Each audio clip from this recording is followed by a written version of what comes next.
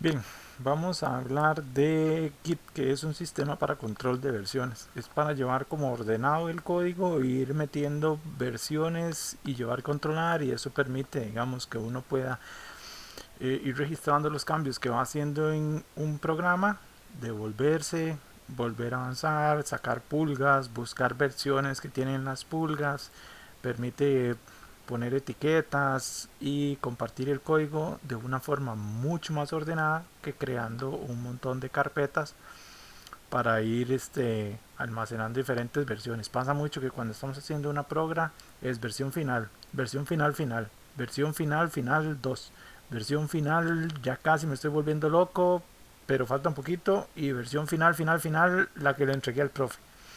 Entonces eso uno lo puede corregir y administrar mejor el código con un sistema de control de versiones. Entonces les voy a mencionar cuál es el más popular ahora, el que se está usando más, que es Git, para que puedan aplicarlo a sus tareas programadas. Bien, nos vamos a pasar a Journal y vamos a hablar un poco ahí de este sistema de control de versiones. Hay dos tipos de sistemas de control de versiones. Uno es o son los tipos centralizados, que son como los más viejos, todavía se los van a encontrar por ahí.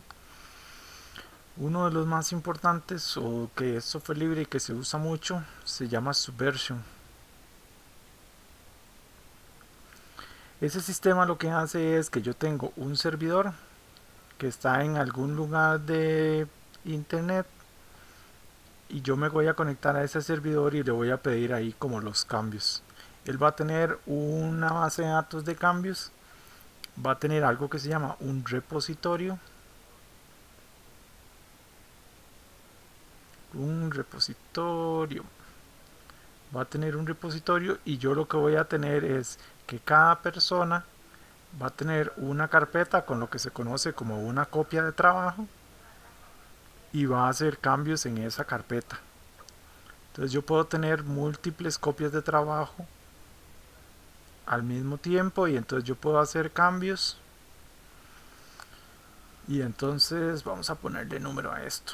Este es hizo primero los cambios, después los hizo él y después los hizo él. Entonces esos cambios yo los puedo enviar al servidor. Yo primero pido una actualización, que es con un comando que se llama sun date. Bueno, les quedo viendo el comando, pero yo pido los cambios, hago cambios y después los vuelvo a enviar al servidor. Y eso es muy sencillo y es muy bonito, pero varias personas pueden hacer cambios al mismo tiempo. Entonces todos piden una copia de trabajo y después la van a devolver dependiendo de cuándo hagan los cambios. A veces varias personas hacen los cambios, y entonces el primero que lo envió es el que se salvó. El segundo entonces tiene que verificar cuáles son los cambios primero, corregirlos, empatarlos todos y después los envía al servidor. Igual la tercera persona. Funciona muy bien, fue un paso adelante, digamos, de manejar esto con archivos, con nombres y números de versión y esas cosas, pero era como un poco más... cuando habían conflictos, cuando pasaba esto que puse acá con la X, cuando pasaban conflictos, esto era un desastre. Aparte que había solo un único servidor, que era como el centro de todo, y si ese servidor se caía, entonces todos estábamos en problemas. El otro tipo de sistemas de control de versiones que están muy de moda ahora son los que son descentralizados. Eso quiere decir que no tienen un servidor central únicamente, más o menos, digamos. Igual ahora se ve como si tuvieran un servidor central, pero en teoría no lo tienen. Esos descentralizados hay un montón. Hay uno que se llama Git, que es el más popular. Está Bazaar, BZR, está Mercurial, y hay otras opciones ahí que no son software libre. Esta de Git, el vacilón y parte de las razones por las que ganó mucha popularidad es porque la escribió Linus Torvalds, el mismo man que hizo el kernel de Linux. Escribió la versión inicial, digamos, la versión más rudimentaria inicial de este sistema de control de versiones descentralizado. ¿Cómo funcionan estos sistemas de control de versiones? Bien, básicamente yo tengo un servidor y puedo tener otro montón de servidores. No necesariamente tengo que tener solo uno. O sea, yo puedo tener un servidor aquí, un servidor acá, que en realidad no son servidores. Cuando nosotros hablamos de servidores centralizados y en particular de Subversion, nosotros teníamos este concepto de acá, que eran copias de trabajo. Una copia de trabajo es una versión reducida del servidor que me ayuda a llevar el control de los cambios y enviarle al servidor solo los cambios. Entonces vamos a ponerle el nombre aquí, copia de trabajo. Okay. En los servidores que están descentralizados no hay un concepto de copia de trabajo. Yo tengo el repositorio. Lo que en los sistemas como Subversion se guardaba únicamente en un lugar central, que es el repositorio, con Git yo lo tengo en todas partes. Y entonces yo puedo ponerlos a comunicarse y enviar y traer cambios desde cualquier lugar. No necesita estar centralizado. Entonces yo puedo llevar y controlar los cambios y enviarlos y traerlos desde otros lugares distintos. Entonces eso viene a resolver como varios problemas que tenía en Subversion, y por la forma en la que trabaja Git, resolver conflictos cuando dos personas hacen cambios al mismo archivo, por ejemplo, es mucho más sencillo. Ese proceso se llama un merge o una fusión de dos ramas. Entonces aquí la gente puede estar trabajando en todo lado y enviar y traer cambios por todo lado. Incluso yo puedo tener la misma persona que trabaja en dos repositorios y entonces los cambios van a ir ahí por todo lado. Tarara, ya me entretuve haciendo estos dibujitos.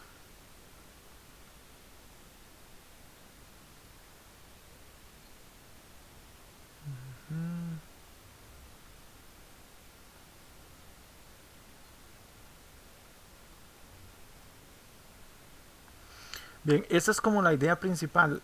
Nosotros cuando hablemos de Git siempre va a surgir este nombre que es como el principal representante de Git, que se llama GitHub.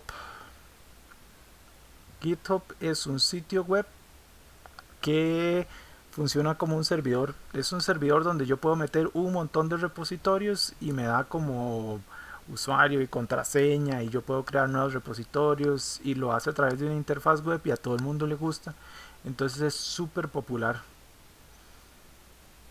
Entonces voy a borrarme este aquí para que se vea más bonito. Es súper popular. Entonces al final termina funcionando como si fuera centralizado porque todo el mundo sube y baja de repositorios de GitHub, pero en realidad cada vez que yo estoy copiando un repositorio lo estoy copiando completo. Entonces eso es muy chido.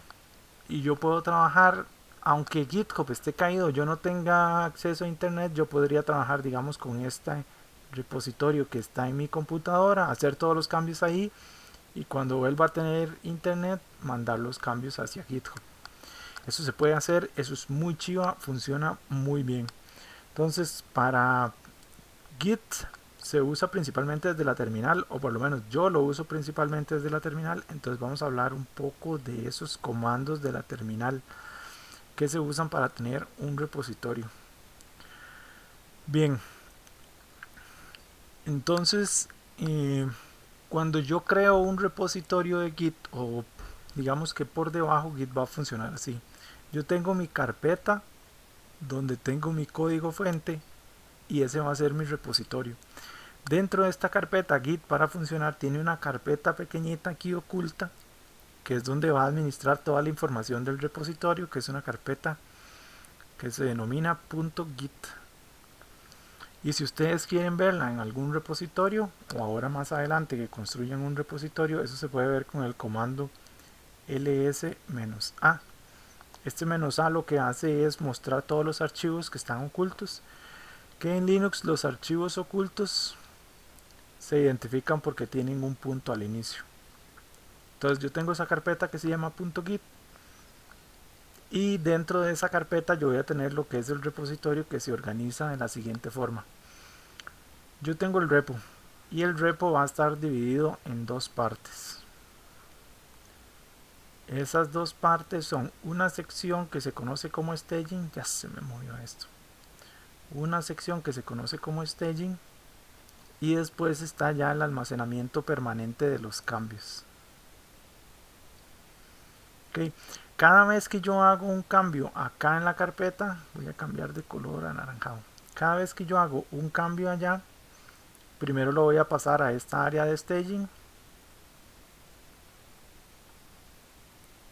y ya cuando esté seguro que eso es lo que quiero, entonces la voy a pasar a esta área que ya es el repo permanente. Entonces yo llego, tengo un archivito aquí, hice el cambio, y lo primero que voy a hacer es ese cambio pasarlo acá al staging. Yo en el staging puedo hacer varias cosas, ahorita no nos interesan, puedo hacer un montón de cosas. Básicamente lo que me permite el staging es organizar cómo voy a mandar yo el bloque de cambios. Entonces yo puedo escoger cuáles cambios voy a enviar, cuáles archivos, cuáles no. En este video vamos a hablar de la funcionalidad más básica de Git. Entonces vamos a agregar primero los archivos acá, lo ponemos acá.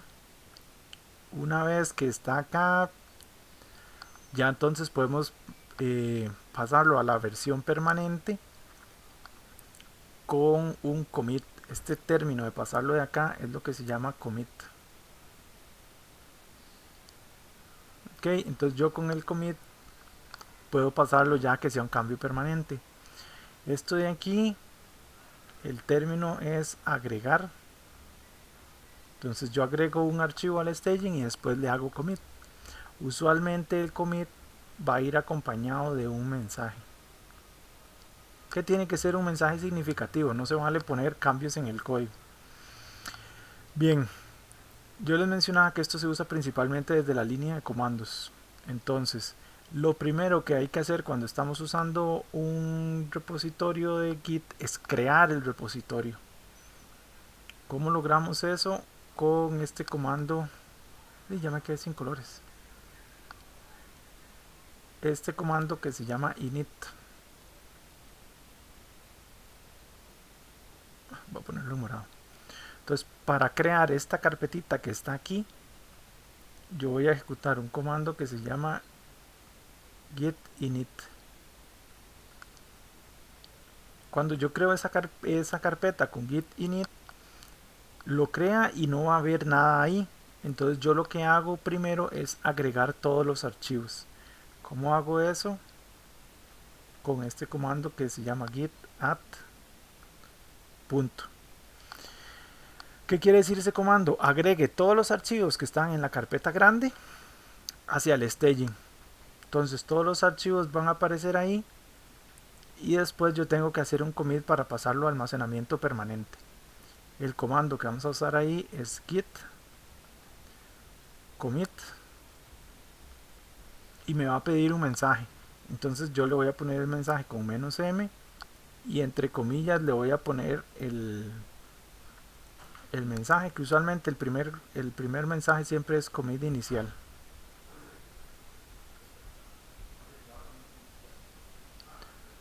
Ok, entonces tenemos ese commit inicial y ya lo pasamos.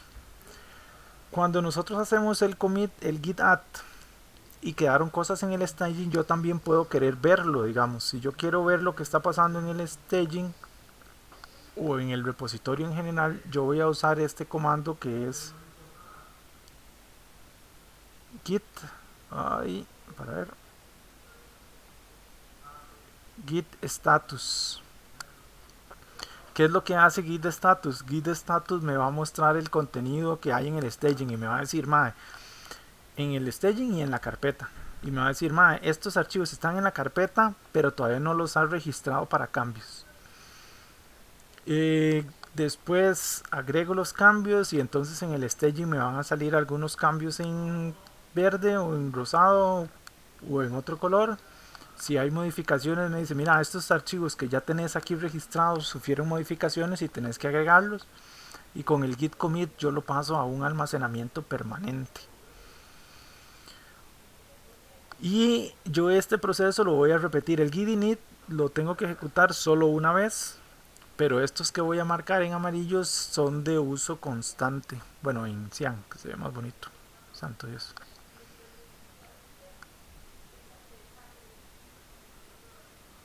Que se ve, entonces ahí está.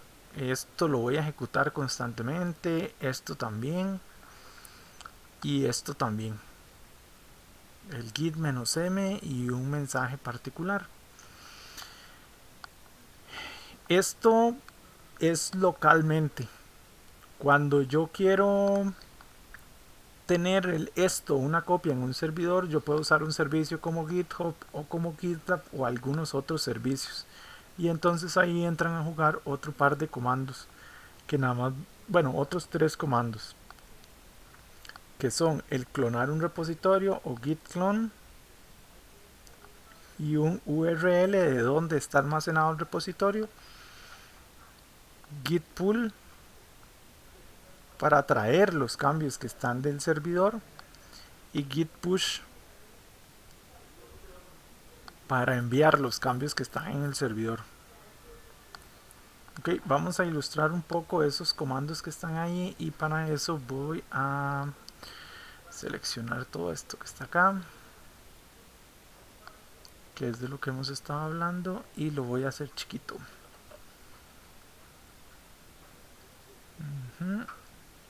Aquí estamos. Todos esos cambios que nosotros vamos a estar trabajando van a estar locales en nuestra máquina. No se preocupen si no los ven ahí, bueno, los puedo hacer un poquito más grande porque no es tan importante. Pero entonces yo puedo tener un servidor y entonces en este caso vamos a hablar de GitLab porque GitLab es una opción más libre que GitHub y me hace más gracia GitLab que GitHub. Entonces digamos que esto es GitLab. Ok, el simbolillo de GitLab es un zorro, por cierto. Esto parece más a Batman, pero digamos que es el logo de GitLab.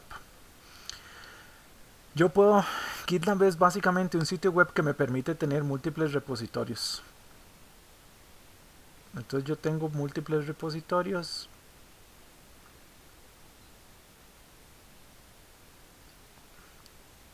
Y yo puedo crearlos directamente desde la máquina. Entonces, cuando yo lo creo directamente en el servidor de GitLab, yo lo primero que tengo que hacer para hacer una copia del servidor en mi máquina local va a ser ejecutar el comando git clone.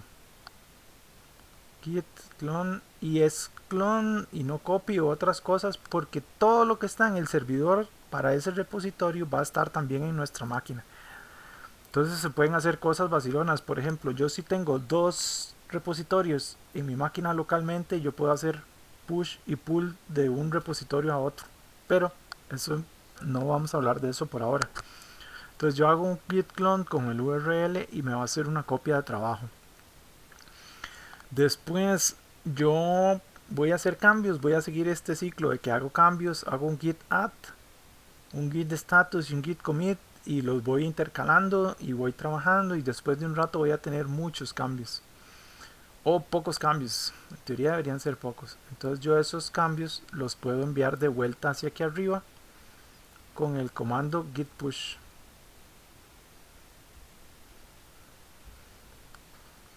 Okay, yo hago git push y él sube los cambios al servidor. Una vez que están en el servidor ya quedan ahí permanentemente, digamos, como un respaldo, y si otra persona los quisiera, entonces tiene que hacer un git clone. Entonces yo llego, hago los cambios, sigo este mismo proceso que está aquí porque recuerden que él va a tener una copia del servidor ahí, del repositorio ahí completa. Uy, se movió. Acá va a hacer cambios y puede hacer un push. Él también puede hacer un push. Porque como es un servidor descentralizado, de cualquiera puede hacer push y puede hacer pull. Entonces él llegó e hizo también git push. Ok, yo puedo subir estos cambios y si la persona que originalmente hizo el servidor quiere los cambios, tiene que llevarlos a través de un git pull. Que eso es los cambios. Los cambios que alguien más subió al servidor yo los puedo traer usando un git pull. Y esos son los comandos como básicos que yo necesito para trabajar con Git. Después vamos a ver ejemplos de esto en la terminal, pero por ahora esos son como los comandos super básicos. El vacilón, como es un servicio o como es una herramienta descentralizada, todo el mundo tiene una copia del servidor, y si el servidor se cae, entonces yo nada más necesito poner mi repositorio, perdón, una copia del repositorio, y nada más necesito poner mi repositorio en un lugar público y yo ya puedo jalar cambios y enviar cambios, y eso es muy chido. Bien, los dejo acá y nos vemos en el próximo video donde les hago una demo más o menos de esta cosa funcionando.